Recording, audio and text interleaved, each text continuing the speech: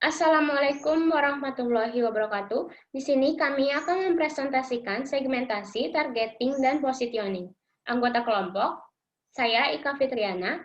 Yang kedua, Irvanesa. Yang ketiga, Vanessa Meidiana. Yang keempat, Yuni Ratnawati. Langsung saja ke materinya, segmentasi pasar. Segmentasi pasar adalah kegiatan membagi suatu pasar menjadi kelompok-kelompok pembeli yang berbeda yang memiliki kebutuhan, karakteristik, atau perilaku yang berbeda yang mungkin membutuhkan produk atau bauran pemasaran yang berbeda. Segmentasi pasar juga dapat diartikan sebagai proses pengidentifikasian dan menganalisis para pembeli di pasar produk. Menganalisis perbedaan antara pembeli di pasar. Tujuan segmentasi pasar adalah untuk menghemat usaha-usaha pemasaran dengan menitik beratkan kepada pembeli yang berminat tinggi untuk membeli. Selain itu, segmentasi dilakukan untuk menghubungkan antara kebutuhan dengan tindakan. Manfaat segmentasi pasar, menurut Kasali, tahun 2003 sedikitnya ada 5 manfaat yang dapat diperoleh dengan melakukan segmentasi pasar, yaitu A. Mendesain produk-produk yang lebih responsif terhadap kebutuhan pasar hanya dengan memahami segmen-segmen yang responsif terhadap suatu stimuli. Maka perusahaan dapat mendesain produk sesuai dengan kebutuhan atau keinginan segmen tersebut. Jadi, perusahaan menempatkan konsumen di tempat utama dalam mendesain produk dan menyesuaikan produknya untuk memuaskan konsumen. B. Menganalisis pasar. Setelah menganalisis pasar, perusahaan yang telah menguasai konsep segmentasi yang baik akan sampai pada ide menemukan peluang. C. Menemukan peluang. Nice. Setelah menganalisis pasar, perusahaan yang menguasai konsep segmentasi yang baik akan sampai pada ide menemukan peluang. Peluang ini tidak selalu menentukan yang besar, tapi pada masanya ia akan menjadi besar. Perlu diingat, konsumen akan selalu belajar mengenali suatu atau mengikuti orang lain atau merasa butuh terhadap suatu produk. D. Menguasai posisi yang superior dan kompetitif. Perusahaan yang menguasai segmen dengan baik umumnya adalah mereka yang paham betul konsumennya dan lebih mempelajari pergeseran-pergeseran yang terjadi dalam segmen. E. Menentukan strategi komunikatif yang efektif dan efisien. Jika perusahaan tahu persis siapa segmen mereka, maka perusahaan akan tahu bagaimana berkomunikasi yang baik dengan para pelanggannya. Mengidentifikasi segmen pasar dan targetnya. Keputusan ini, perusahaan tidak dapat berhubungan dengan semua pelanggannya di pasar yang besar, luas, atau beragam. Tetapi mereka dapat membagi pasar seperti itu menjadi kelompok konsumen atau segmen dengan kebutuhan dan keinginan yang berbeda. Kemudian perusahaan harus mengidentifikasi segmen pasar mana yang dapat dilayani dengan efektif. Keputusan ini memerlukan pemahaman mendalam tentang perilaku konsumen dan pemikiran strategis yang seksama.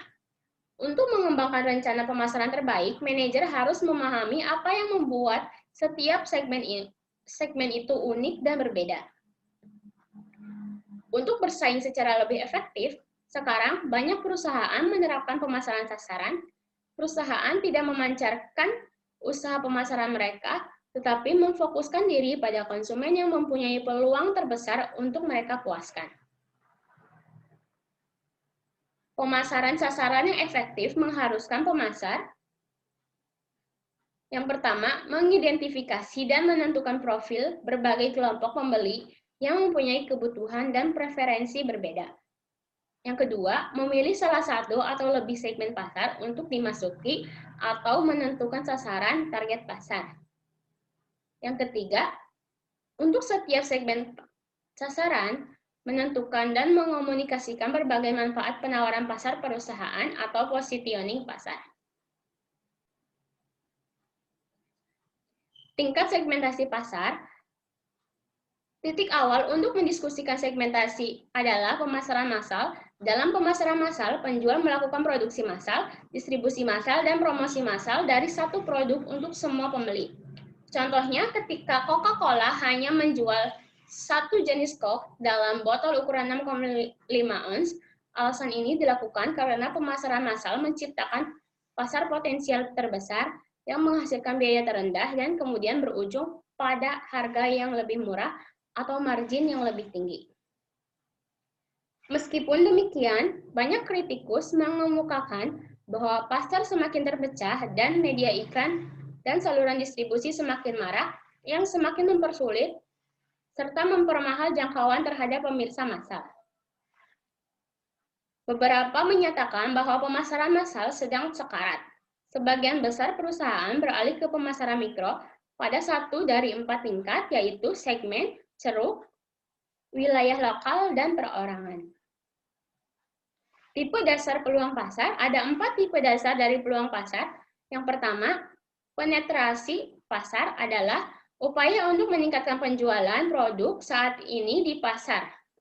Beberapa strategi untuk menembus pasar meliputi pemasaran yang lebih agresif, layanan meningkat untuk meningkatkan tingkat pembaharuan, atau menarik pelanggan pesaing langsung. Yang kedua, pengembangan pasar adalah upaya untuk meningkatkan penjualan dengan menjual produk-produk terkini ke pasar baru.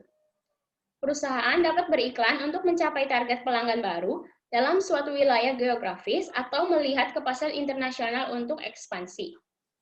3. Pengembangan produk adalah upaya menawarkan produk baru atau yang ditingkatkan untuk menyajikan pasar.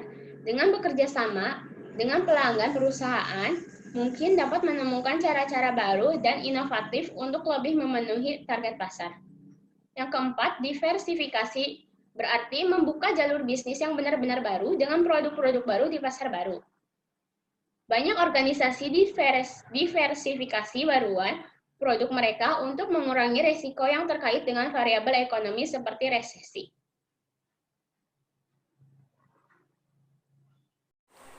Baik, selanjutnya yaitu pemasaran segmen.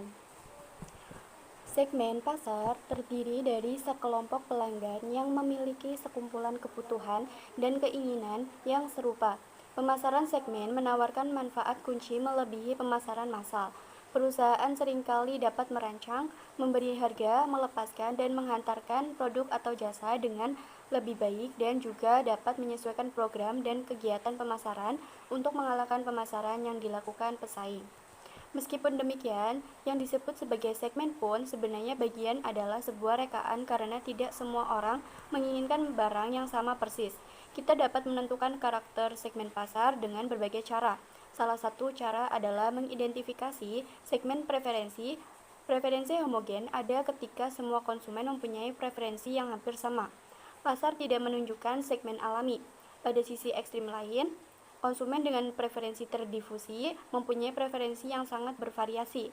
Jika ada beberapa merek di pasar, masing-masing ingin memposisikan diri di dalam ruang persaingan dan memperlihatkan perbedaan nyata untuk menyesuaikan diri dengan perbedaan dalam preferensi konsumen. Terakhir, preferensi kelompok dihasilkan ketika segmen pasar alami muncul dari kelompok konsumen dengan preferensi yang sama. Selanjutnya, pemasaran ceruk atau relative niche adalah kelompok pelanggan yang lebih sempit yang mencari bauran manfaat yang berbeda. Pemasaran biasanya mengidentifikasi ceruk dengan membagi satu segmen menjadi sub-segmen. Sebagai contoh, apabila Hertz, Avis Almo, dan perusahaan lain yang mengkhususkan diri dalam mobil sewa bandara untuk pelancong bisnis dan liburan, maka Enterprise menyerang pasar penggantian asuransi beranggaran rendah dengan menyewakan mobil terutama kepada pelanggan yang mobilnya rusak atau dicuri. Selanjutnya, pemasaran lokal. Pemasaran sasaran memunculkan program pemasaran yang disesuaikan khusus untuk kebutuhan dan keinginan kelompok pelanggan lokal di bidang perdagangan, lingkungan sekitar, bahkan toko perorangan. Pemasaran lokal mencerminkan tren yang sedang tumbuh, disebut pemasaran akar rumput. Kegiatan berkonsentrasi untuk berada sedekat mungkin dan secara pribadi serelevan mungkin dengan pelanggan individu. Sebagian besar keberhasilan awal Nike berasal dari melibatkan konsumen sasaran melalui pemasaran akar rumput seperti menjadi sponsor tim, sekolah lokal, klinik yang dijalankan oleh para ahli, dan penyediaan sepatu, pakaian, dan peralatan. Selanjutnya, pemasaran individual. Tingkat segmentasi akhir mengarah ke satu segmentasi pemasaran yang disesuaikan, customized atau pemasaran satu-satu. Sekarang pelanggan mulai mengambil inisiatif yang lebih individual dalam menentukan apa yang dibeli dan bagaimana caranya. Mereka masuk ke dalam internet, mencari informasi dan evaluasi penawaran produk atau jasa. Mengadakan dialog dengan pemasok, pengguna, dan kritikus produk, dan dalam banyak kasus merancang produk yang mereka inginkan. Penyesuaian, customization tentunya tidak berlaku umum untuk semua perusahaan. Penyesuaian dapat sangat sulit diimplementasikan untuk produk yang kompleks seperti mobil. Penyesuaian juga dapat meningkatkan biaya barang lebih besar dari biaya yang lebih dibayarkan yang bersedia dibayarkan oleh pelanggan. Selanjutnya yaitu variabel utama segmentasi pasar. Menurut Kotler dan Armstrong tahun 1977 terdapat 4 variabel utama yang mungkin dipergunakan dalam mensegmentasi pasar konsumen, yaitu 1. Segmentasi geografik, membagi pasar menjadi beberapa inti secara geografik seperti negara, regional, negara bagian, kota, atau kompleks perumahan. Sebuah perusahaan mungkin memutuskan untuk beroperasi dalam satu atau beberapa kelompok wilayah geografik ini, atau beroperasi di semua wilayah tetapi lebih memperhatikan perbedaan kebutuhan dan keinginan yang dijumpai. Yang kedua, segmentasi demografik, membagi pasar menjadi beberapa kelompok berdasarkan pada variabel seperti umur, jenis kelamin, besar keluarga, siklus kehidupan keluarga, pendapat, pekerjaan, pendidikan, agama, ras, dan kebangsaan. Faktor-faktor demografik merupakan dasar paling populer untuk membuat segmentasi kelompok pelanggan. Salah satu alasan adalah kebutuhan konsumen, keinginan, dan tingkat penggunaan seringkali amat dekat dengan variabel demografik. Alasan lain adalah variabel demografik lebih mudah diukur ketimbang tipe variabel yang lain. Yang ketiga, segmentasi psikograf, membagi pembeli menjadi beberapa kelompok berbeda berdasarkan pada karakteristik sosial, gaya hidup, atau kepribadian. Orang yang berada dalam kelompok grafik yang sama dapat saja mempunyai ciri psikografik berbeda. Yang keempat, segmentasi tingkah laku, mengelompokkan pembeli berdasarkan pada pengetahuan sikap, pengangguran, atau reaksi mereka terhadap suatu produk. Banyak pemasar yakin bahwa variabel tingkah laku merupakan awal paling baik untuk membentuk segmen pasar. Selanjutnya yaitu kelompok dengan sumber daya tinggi. 4 kelompok dengan sumber daya yang lebih tinggi adalah 1. Penemu orang yang berhasil, canggih, aktif, memegang kendali. Dengan harga diri yang tinggi, pembelian seringkali mencerminkan selera terdidik untuk pada produk dan jasa berorientasi ceruk dan relatif mewah. 2. Pemikir, orang-orang yang matang, puas, dan reflektif, yang termotivasi oleh idealisme dan menghargai ketertiban, pengetahuan, dan tanggung jawab. Mereka mencari durabilitas, fungsionalitas, dan nilai dalam produk. 3. Pencapai, orang-orang yang berhasil, berorientasi pada tujuan yang fokus pada karir dan keluarga. Mereka menyukai produk mahal yang mendemonstrasikan keberhasilan kepada teman-temannya. 4. Orang yang mengalami orang-orang muda, antusias, dan inklusif yang mencari keragaman dan kesenangan. Mereka menghabiskan proporsi pendapatan yang cukup tinggi untuk pakaian, hiburan, dan bersosialisasi. Selanjutnya yaitu kelompok dengan sumber daya rendah. 4 kelompok dengan sumber daya rendah adalah 1. Penganut orang-orang konservatif, konvensional, dan tradisional dengan keyakinan konkret. Mereka lebih menyukai produk Amerika Serikat yang dikenal dan setia kepada merek terkenal. 2. Pekerja keras, orang-orang yang trendy dan suka bersenang-senang dengan sumber daya terbatas. Mereka menyukai produk bergaya yang meniru pembeli konsumen dengan kekayaan materi yang lebih besar. 3. Pembuat, orang-orang yang praktis, rendah hati, mandiri yang suka bekerja dengan tangan mereka. Mencari produk buatan Amerika Serikat dengan tujuan yang praktis atau fungsional. 4. Bertahan hidup, orang-orang tua dan pasif yang mengkhawatirkan perubahan. Mereka setia dengan merek favorit mereka. Selanjutnya ada pertimbangan tambahan. Ada 2 pertimbangan tambahan dalam mengevaluasi atau pemilihan segmen, yaitu rencana invasi segmen per segmen ketika target pasar, yaitu 1 ada rencana invasi segmen per segmen, yaitu perusahaan sebaiknya memasuki segmen pada suatu waktu. Pesaing tidak boleh mengetahui segmen apa yang dimasuki perusahaan di kemudian hari. 2 pilihan etika target pasar, yaitu pemasar harus membidik segmen secara cermat untuk menghindari kritik konsumen. Beberapa konsumen mungkin menolak karena kemasan makanan yang disajikan khusus untuk 1 orang, karena tidak ingin diingatkan bahwa mereka makan sendiri. Konsumen berusia tua merasa tidak mudah mungkin menghargai produk yang penentuan target pasarnya juga menimbulkan kontroversi publik.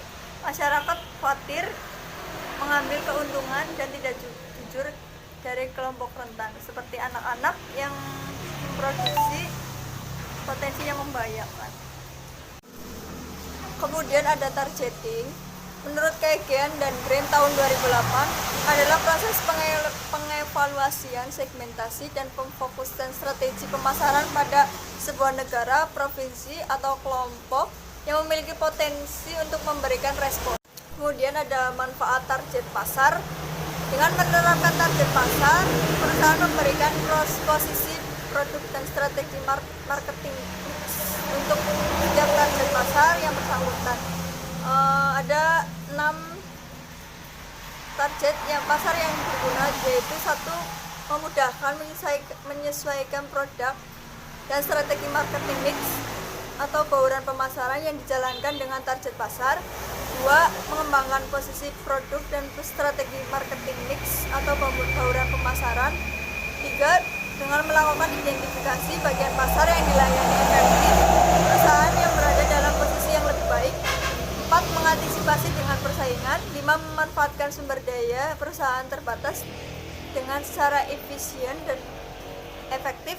6 membidik peluang pasar yang lebih luas.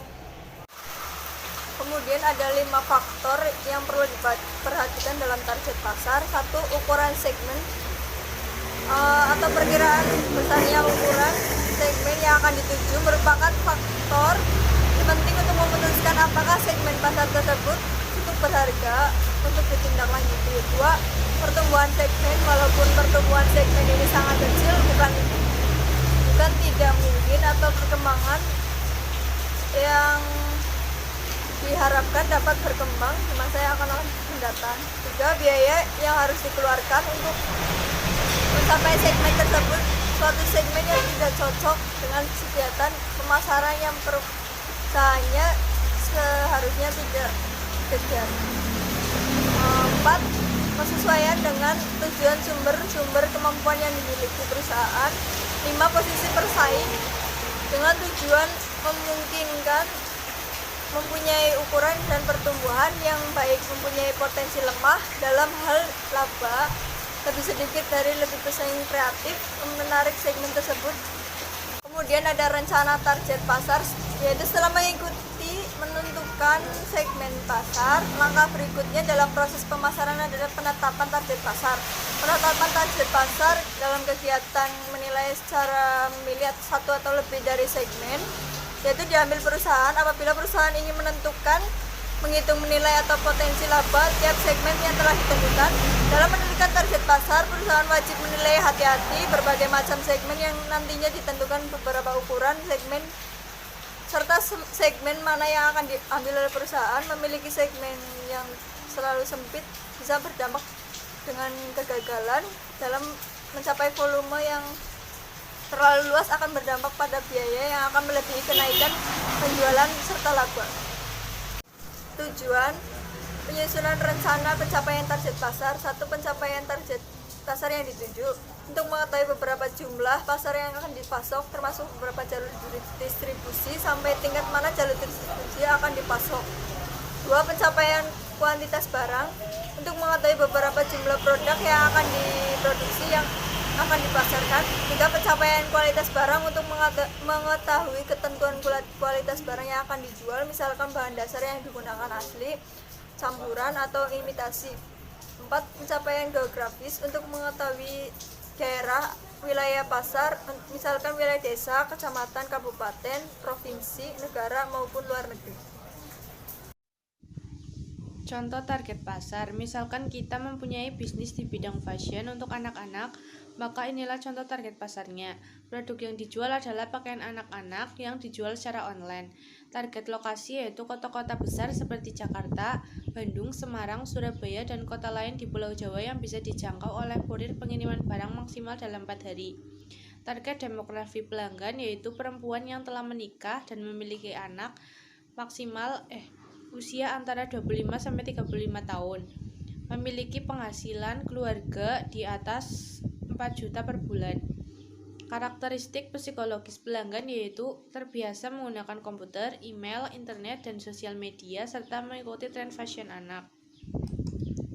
Positioning yaitu penempatan produk atau position yang mencakup kegiatan perumusan penempatan produk dalam persaingan dan menetapkan bauran pemasaran yang terperinci.